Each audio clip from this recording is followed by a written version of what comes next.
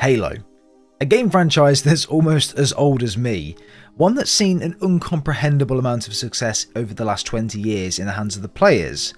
From those incredible lore-rich stories within all of the video games that have been released, to many series and even movies, short films, fan creations, books, novels, you name it. This might be one of the biggest franchises in existence. So, with all of this in mind, what are Microsoft doing with Halo? The most recent entry in the Halo franchise, the game that was meant to represent the next 10 years of Halo, is this still happening? No, sir. No, I think this was scrapped like years ago. So much has happened in the last 2 years behind the scenes, resulting in the Halo franchise to just decline in popularity, and so much toxicity in the community was generated over the fact due to the state of the game. But how can Microsoft let Xbox's baby be treated so badly? As Phil Spencer said, if we lose our way with Halo, we lose our way with Xbox. How did Halo go from the golden boy of Xbox, a system seller for a console, even a year after the game was delayed, to just another one of Microsoft's recently failed projects? Well, let's talk about what happened to Halo in this video, what Microsoft are doing with the franchise, and when we could expect our next Halo campaign experience, as we've got a lot of details to go through. When Halo originally launched in the early 2000s to when Bungie handed its reins over to 343 Industries in 2010, Halo was on top of the world, one of the biggest and most loved franchises in existence. Halo was and still is an Xbox exclusive, so Microsoft having that huge wildcard was a huge advantage for Xbox. The final game in Bungie's reign was of course Halo Reach, and it was my absolute favourite from a multiplayer and customization perspective, Forge being absolutely incredible and way ahead of its time at that stage, and who can forget that campaign experience. This was the final curtain drop Bungie had hoped for them to be able to go out with a bang. But then things started to go a little bit downhill. 2 years after Halo Reach came out, Halo 4 was released, and it was 343 Industries' first Halo game since Bungie had left. Look, say what you want about Halo 4, but personally I loved the story. The integration of the Didact and Prometheans I thought was a really good addition to the Halo franchise. The fact that Cortana was coming towards the end of her lifespan as well, making the player feel like, oh my god, Cortana is towards the end of her lifespan, going into a new era of Halo. Like, this is scary, what could happen? And man, the ending, it got me in tears the first time I watched it, and it was one of the most emotional parts of Halo that I think we've ever had. Besides the multiplayer, which is a completely different story, the campaign itself and the story of the campaign was a strong first entry for 343 in my opinion. Mission design was very linear, and it was veering away from that more openness style to the Bungie style that they did in the previous games, sort of Combat Evolved, Halo 2 and Halo 3, and even in Reach and ODST. But either way, I really enjoyed the more emotional side of Chief, the relationship between himself and Cortana and how it evolved throughout the game, and just seeing that all of the history and things they've been through has accumulated to this point where Chief doesn't want Cortana to die. But then in 2015, Halo 5. No campaign split screen at launch, only half the game was actually playing as the Chief in campaign, an underwhelming main character which was Spartan Locke. Halo 5 was just drastically different to any mainline Halo game that we'd ever received in the past. And I think that's why it got such a mixed reception at launch and even to this day. Look, the gameplay was not bad at all. I thought Halo 5's gameplay was fun. I liked it. I thought the multiplayer was fun. I liked some of the things you could do in the campaign and the way that you could move around the maps and things along those lines. But it was mostly the storyline that people didn't agree with, and I think I'm in the same boat as that. Cortana returned in Halo 5, this time not as an AI or Chief's companion, but she was inside of the Forerunner domain, batshit crazy, and believed that the AI are the rightful holders of the mantle of responsibility, and basically created her own army called the Created, and wants to cleanse the galaxy utilising Guardians. Ultimately, the game was just wild from a story perspective. It took absolutely nothing that Halo 4 was trying to do and change about the story and the feel of the story, the emotional side of it, and it just went off on its own tangent. Halo 4's emotional connection and storytelling with Cortana was there, it was brilliant. Her death at the end really got the player emotional.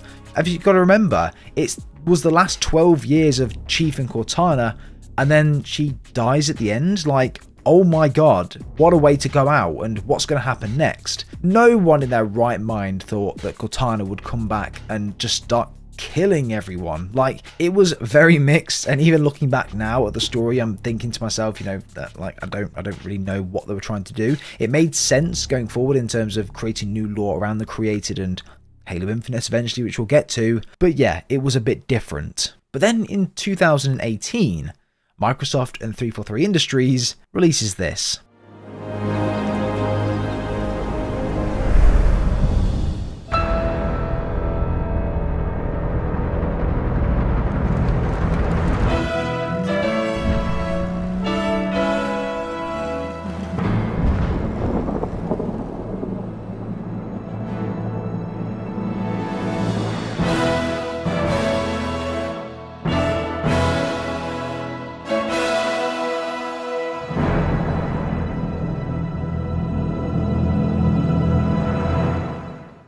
Halo Infinite was announced to the world. The same art direction as the Bungie games that we all loved, the Mjolnir going back to its roots and what we loved about the Chief's armor, more badass one-liners, this time posing in an open world on the most lore-rich Halo ring out there, Zeta Halo. This honestly got everyone in the community and the lore nerds like myself so gassed about this, so excited as to where this could possibly go. There are so many proto-grave mines hidden within Zeta Halo. I think there's like 10 on the ring somewhere. The Palace of Pain is somewhere on Zeta Halo as well. You know, the original grave mine was on Zeta Halo, the one that started all of this, all the flood and everything. And that's the one that sent Mendicant Bias with the Logic Plague and things like that. Like, there is so much lore on this ring. So much could have been done, but nothing was done. The Halo Infinite story was essentially to accommodate this open world feel, and going through the story, it was very Halo 3 like and Halo 1 like in terms of the Forerunner inside and the different art designs and stuff like this. It looked great, fantastic. The enemies weren't necessarily the Covenant. It was more focused on the Banished this time, following along from the Halo Wars 2 story, which I personally really liked the Banished, but some of the bosses were a little bit underwhelming, such as Escharum, with a brand new faction entering the mix, the Endless, that we still know nothing about, by the way. Obviously you had the Harbinger, who was a part of the Endless and was trying to free the Endless from captivity after they were imprisoned by the Forerunners. The Silent Auditorium, the architecture, the infrastructure, everything was just top drawer in Halo Infinite in terms of how it looked and how it felt. You really felt like you were in a place that was ancient, that was used millennia ago to make big decisions, with statues of Forerunners surrounding you and everything along those lines. Ancient rings all around the open world, different crashed pelicans and artifacts that you can go and find and have a look at. This game had everything at its base. And going back and thinking about it now, I'm thinking, oh my god, this game had so much potential. But from the day that the teaser trailer was shown to us, we wouldn't see or hear from Halo Infinite for the next 2 years after that. And that's when the Craig trailer dropped, and man did that stir up a lot of shit.